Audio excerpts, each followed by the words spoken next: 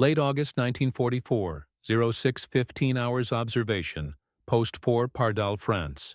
The morning report lay crumpled on the desk as German technical officers at Flak Regiment 155W struggled to comprehend the mathematics before them. The interception rates violated every principle of ballistic probability taught at Luftwaffe technical academies across the Reich. 82% destroyed. This cannot be accurate. Through field telescopes, German observers had witnessed something that contradicted everything their intelligence services assured them about Allied anti-aircraft capabilities. The V-1 flying bombs launched toward London in the pre-dawn hours were being destroyed at rates that defied explanation. Not shot down by fighters making dangerous pursuit curves, not tangled in barrage balloon cables, but destroyed by anti-aircraft fire over the coastal gun belt. Shells exploding with impossible accuracy around the missiles, somehow detonating near them rather than requiring direct hits. At Flak Regiment 155W headquarters in the Château du Cellier, Obst Max Wachtel, commander of the entire V-1 offensive, received these reports with growing alarm.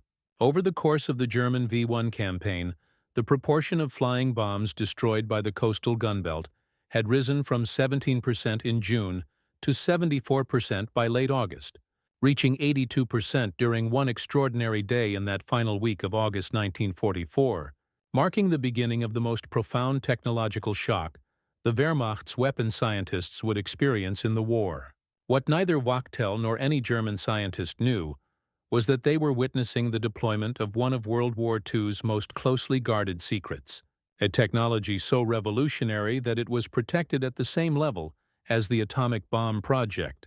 The proximity fuse, or VT variable time fuse as the Allies coded it, was systematically destroying Hitler's terror weapon with a precision that German physics said shouldn't exist. The story began 10 weeks earlier on June 13, 1944, exactly 1 week after D-Day. In response to the Allied invasion of Normandy, Hitler had unleashed his long-promised Vergeltungswaffe, vengeance weapon, against London. At 4:25 a.m. on June 13th, the first V-1 fell on London, landing in Grove Road in Bow, destroying a railway bridge and nearby homes. 6 people were killed, 30 injured, and 200 made homeless. The weapon represented years of German development. A pilotless aircraft powered by an Argus as 114 pulsaget, engine carrying 850 kg of Amatol explosive at 640 km/h. It was the world's first operational cruise missile, and Germany High Command believed it would bring Britain to its knees. Major Walter Dornberger, head of the V-weapons program at Peenemünde, had calculated that even with a conservative 25% success rate, the V-1 would deliver more explosive power to London than the entire Blitz of 1940 to 41.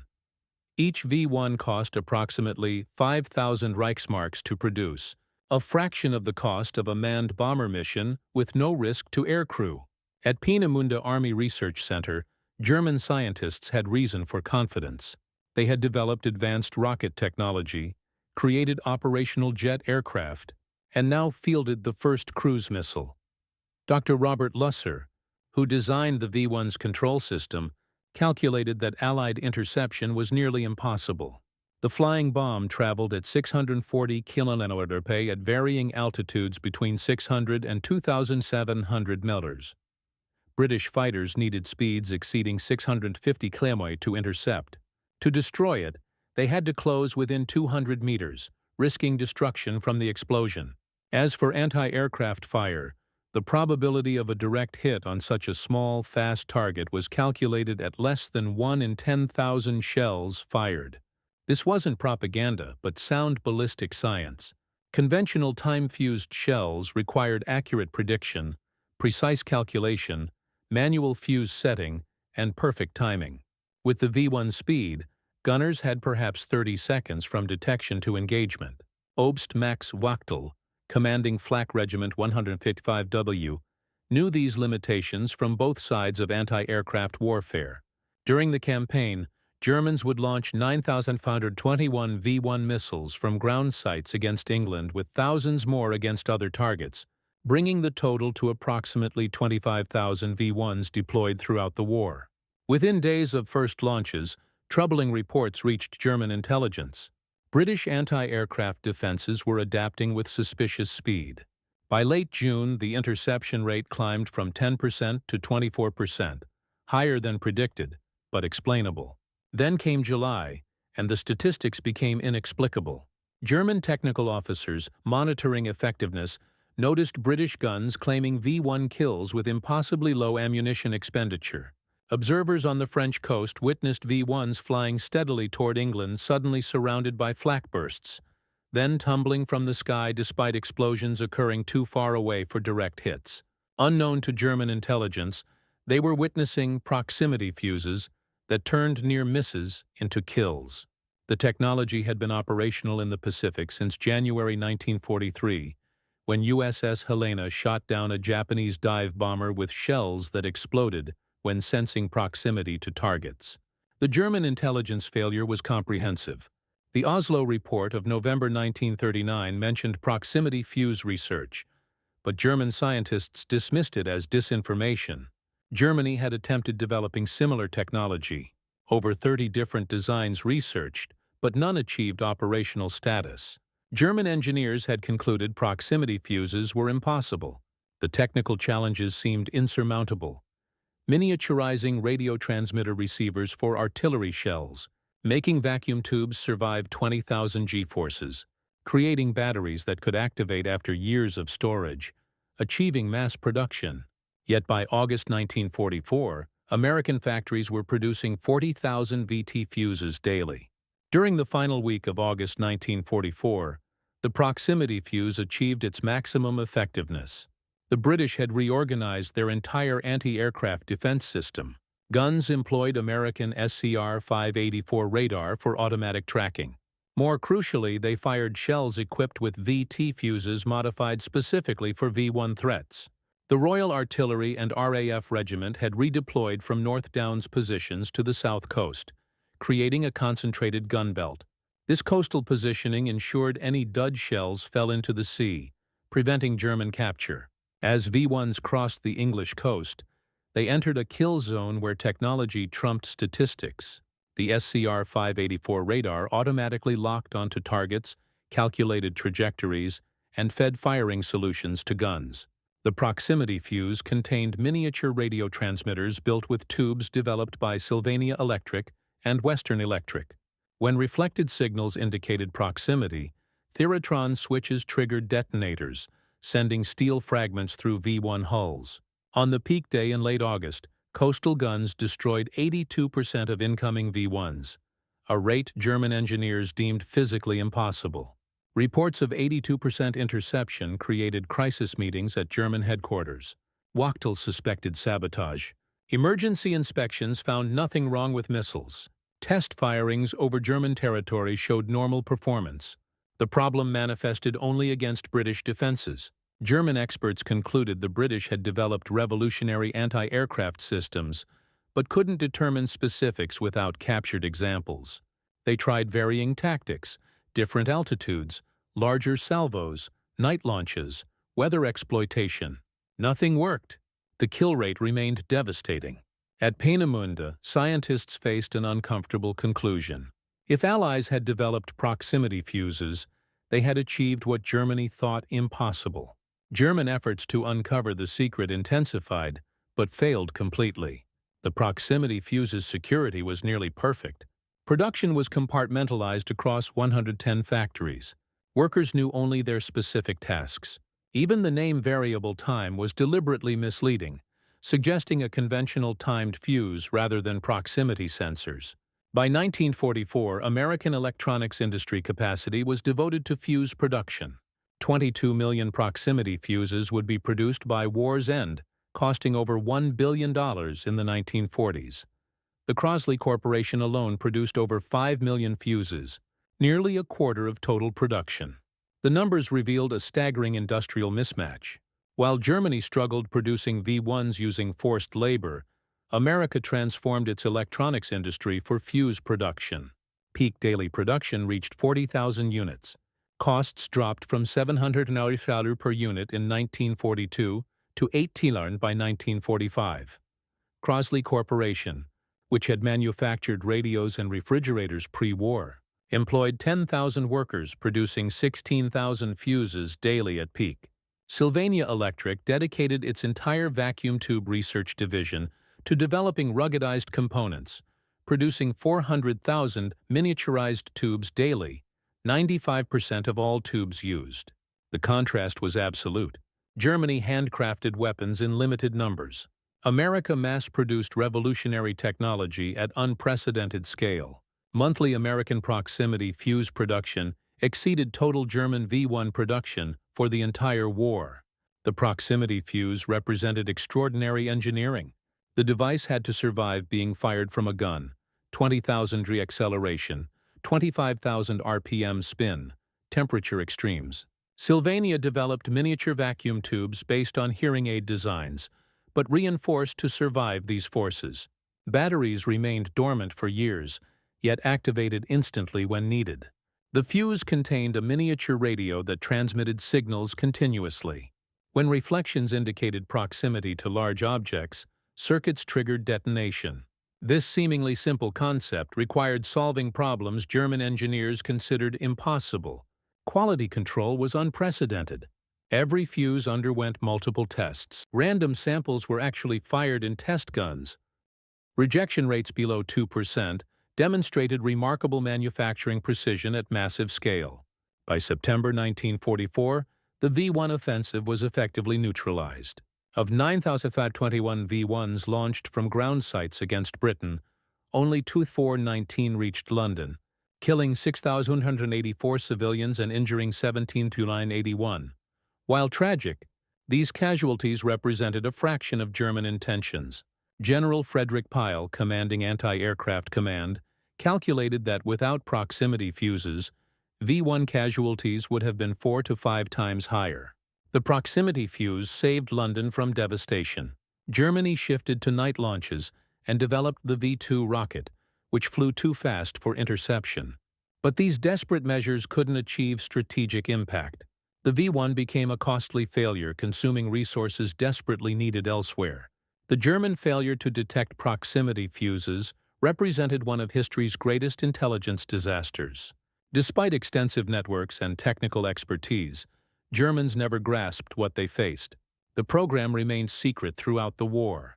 Not a single intact proximity fuse fell into German hands during the V-1 campaign. Remarkably, during the Battle of the Bulge, German forces captured an American ammunition dump containing proximity fuses, but never recognized them. Their assumption that such devices were impossible blinded them to evidence in their own hands. After Germany's surrender, interrogations revealed complete German ignorance about proximity fuses. Oberst Max Wachtel told Allied officers they suspected improved radar or faster setting fuses, but never imagined self-thinking shells. German scientists shown captured American VT Fuses expressed disbelief. They couldn't comprehend tubes surviving acceleration, batteries remaining viable, circuits functioning after gunfiring. They estimated being 10 years behind American technology. Dr. Merle Tuve, who led proximity fuse development at Johns Hopkins Applied Physics Laboratory, later reflected that success came from systematic collaboration between scientists, engineers, and production workers, something totalitarian systems couldn't achieve. The proximity fuse demonstrated that World War II's outcome was determined in laboratories and factories as much as on battlefields. While Germany pursued exotic wonder weapons, America focused on multiplicative technologies enhancing existing weapons. The proximity fuse made every anti-aircraft gun 5 to 10 times more effective. Secretary of the Navy James Forrestal stated, "The proximity fuse has helped blaze the trail to Japan. Without the protection this ingenious device has given the surface ships of the fleet, our westward push could not have been so swift, and the cost in men and ships would have been immeasurably greater." The V-1 program relied heavily on slave labor. Tens of thousands of concentration camp prisoners died in underground factories manufacturing V-1s. Meanwhile, American workers voluntarily worked overtime for premium wages, not knowing exactly what they produced, but understanding its importance. At Sylvania's Ipswich facility, Over 5,000 women worked 12-hour shifts producing specialized components. They discovered only after the war that they had helped save London from Hitler's terror weapons. The proximity fuse secret held completely. British anti-aircraft crews didn't know what made their shells effective. They had special ammunition with strict accounting requirements. Every proximity-fused shell fired at V-1s was tracked. Unexploded shells were immediately secured. Naval vessels patrolled the channel, preventing German recovery of duds. This secrecy cost lives. Allied ground forces couldn't use proximity-fused artillery until December 1944. Thousands of soldiers died because the technology was too secret to risk. Yet using them against V-1s was justified. London's survival during the invasion was crucial. For Germany, the V-1 program drained critical resources while achieving minimal strategic impact. Launching approximately 25,000 V-1s total cost millions of Reichsmarks and diverted resources from fighter aircraft and anti-tank weapons desperately needed on shrinking fronts. The program's reliance on slave labor added moral dimension to its failure. The proximity fuse was defeating weapons built through human suffering, a contrast fully understood only post-war. The proximity fuse represented warfare's transformation, victory through engineering and production rather than individual weapon superiority. It proved modern warfare was a contest of industrial systems, not just military forces. Before saving Pacific Fleet ships and enabling Japan's defeat, the proximity fuse saved London. Germans watching V-1s fall never understood why. The technology that defeated them was inconceivable within their scientific framework. The transformation was dramatic. Before proximity fuses, destroying a V-1 required an average of 2,500 heavy anti-aircraft shells. With proximity fuses, this dropped to 100 shells. The gunbelt's interception rate rose from 17% to 82% in 10 weeks. This wasn't achieved through courage or training, but through mass production of advanced technology on a scale Germany couldn't match or comprehend. America had mobilized its entire electronics industry, employed over 80,000 workers, and invested over $1 billion to produce 22 million fuses. The proximity fuse was declassified in September 1945. The War Department announcement began, "One of the most important weapons developed during the war, surpassed in effectiveness only by the atomic bomb." For German scientists who had puzzled over V-1 failures, the revelation brought understanding and humiliation. They had been defeated not by strategy or courage, but by an industrial capacity they hadn't imagined possible. Post-war interviews revealed German shock. They had believed their V-1 represented weapons technology's pinnacle. Learning it was defeated by mass-produced electronics costing less than $20 each was devastating. They had lost not to warriors but to assembly lines. The proximity fuse technology evolved into modern air defense systems, radar altimeters, and electronic warfare capabilities. For Germany's former weapons scientists, it remained a permanent reminder of their wartime blindness. The proximity fuse proved that in modern warfare, mass-producing good technology matters more than crafting perfect weapons. Germany produced brilliant individual weapons. America produced effective weapons by the millions. On that remarkable day in late August 1944, when proximity fuses destroyed 82% of German V-1s, the nature of warfare changed forever. The Germans launching their vengeance weapons never knew what invisible technology was defeating them. They had done everything right by their understanding, developed advanced weapons, trained elite crews, achieved breakthroughs. Yet they were defeated by mass-produced electronics they couldn't imagine. The proximity fuse saved London through thousands of small explosions, each guided by technology German science deemed impossible. It was industrial democracy's triumph over totalitarian engineering, mass production over crafted perfection, multiplied simple solutions over complex wonder weapons. The Germans never discovered what hit their V-1s as they fell burning from the sky, defeated by a secret they couldn't conceive, and an industrial might they couldn't match. The proximity fuse had turned Hitler's vengeance weapon into London's salvation, and the Germans never understood how or why until long after it mattered. In the end, America's greatest victory wasn't on battlefields, but in factories where millions of workers, many of them women who didn't know what they were making, produced the tiny electronic devices that saved a city and transformed warfare forever. The 82% interception rate achieved in late August 1944 stood as proof that in modern war, industrial capacity could defeat any wonder weapon, no matter how ingenious. The proximity fuse was more than a weapon. It was evidence that democracy's ability to mobilize science and industry could overcome tyranny's forced brilliance. And the Germans, watching their perfect weapons fall from the sky, never knew why they had already lost a war their leaders insisted they were winning.